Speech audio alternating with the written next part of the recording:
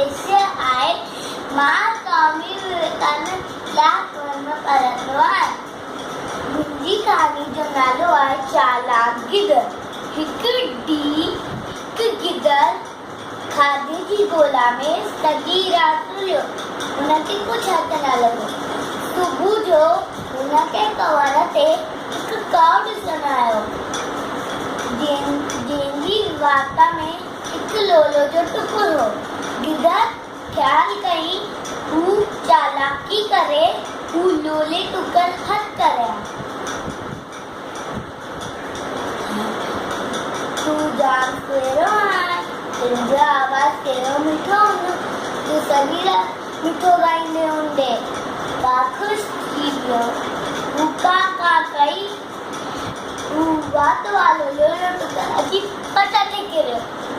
गिदड़ खाई करे ख़ुशी ख़ुशी हलियो।